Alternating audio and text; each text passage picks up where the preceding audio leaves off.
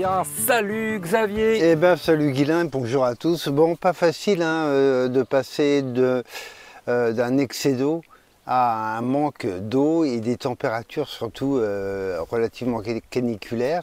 Alors là, on est en été, c'est des températures estivales, on est à 30 degrés. Ça descend pas beaucoup la nuit, mais ça descend un peu, donc on parle pas de canicule, mais d'été, tout simplement.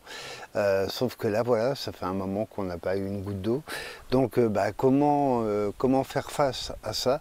Là, vous voyez, par exemple, sous le filet, là, ça c'est un filet anti-insectes que j'ai utilisé en ombrage parce que j'ai semé des carottes et je veux pas que le semis brûle, tout simplement. C'est pas très esthétique, mais sous les cagettes, il y a des choux, des jeunes choux qui ont été repiqués, par exemple, et ça c'est fait pour les ombrer, tout simplement. Après, il y a d'autres stratégies. Je pense à un légume qui tient à cœur un petit peu tout le monde, je pense aux tomates. Bon ben voilà, quand il fait ce temps-là, on arrête de les tailler. Surtout, on ne les taille pas, les tomates, parce qu'elles vont sombrer par elles-mêmes. On a beaucoup de... Passé 30 degrés, on a beaucoup de fleurs qui coulent, qui tombent. Et en fait, le fait de ne pas les tailler, elles sombrent naturellement les unes les autres, ce qui fait que les fleurs ne coulent pas. On peut aller voir la tomate qui est en cage, donc elle n'est pas taillée du tout, ce qui fait que les fleurs tiennent le choc.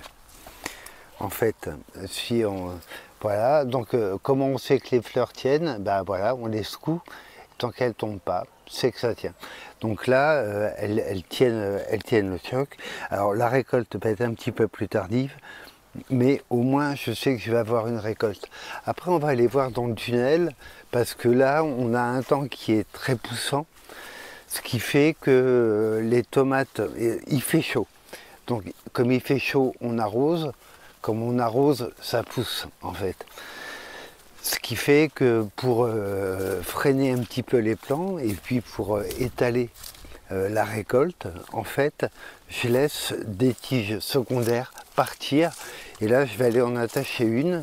Donc normalement, j'ai sous tunnel, je l'ai conduit que sur un brin. Mais là, avec le temps qu'on a, ça va être sur 2, voire 3 brins. Alors tu vois, celle-là par exemple, elle est relativement vigoureuse. Là, j'ai ce qu'on appelle improprement le gourmand, donc la pousse axillaire. Et ce que j'ai vu dessus, c'est un bouquet avec quelques tomates. Donc en fait, je vais le conserver. Je ne vais pas le tailler. Toutes les tailles, moi je les limite quand il fait ce type de temps. Et donc en fait, je vais l'attacher. Et je vais comme ça l'emmener sur une autre tige. Alors vous vous rappelez, pour faire les nœuds, on avait fait une vidéo là-dessus, on remettra le lien pour ceux que ça intéresse. Donc vous voyez, là, cette tomate-là, elle va être conduite sur plusieurs brins. Donc, tu fais comme une deuxième tête, quoi. Oui, c'est ça, ouais.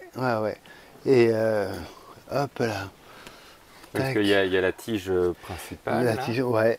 Et là, qui monte, et là, sur le côté, tu vas... je la garde celle-là. tu la gardes. Ouais. Et est-ce que plus il y a de têtes différentes, plus il y a mieux c'est?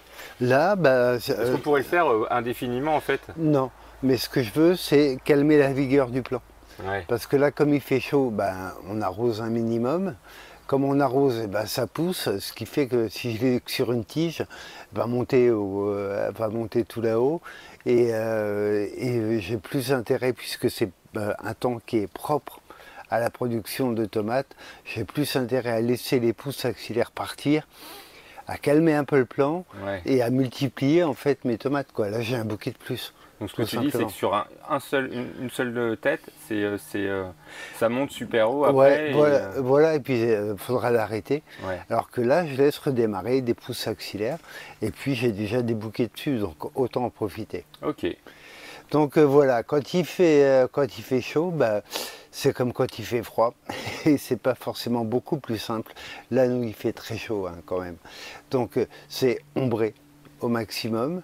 Donc moi le filet anti-insecte, je trouve qu'il a un bon effet d'ombrage. Ouais. C'est les jeunes plants mettre des caisses ou des cagettes retournées par-dessus pour freiner les rayons du soleil et puis attendre qu'ils aient bien raciné, bien pris. Et puis les tomates, on taille plus.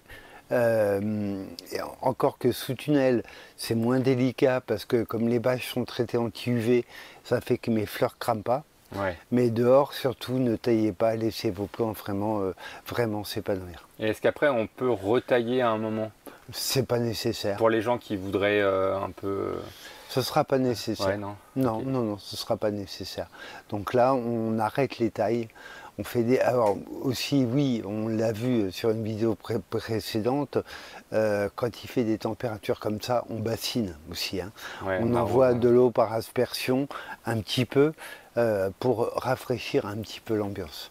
Ok. Donc voilà, c'est malgré tout une bonne année pour les tomates. Voilà, il y a du volume qui oui, sort. par rapport aux années précédentes, Oui, là, ouais. on va en manger, je pense. Oui, il y a des volumes qui sortent. Bon, bah c'est cool, bah, c'est déjà ça. À bientôt.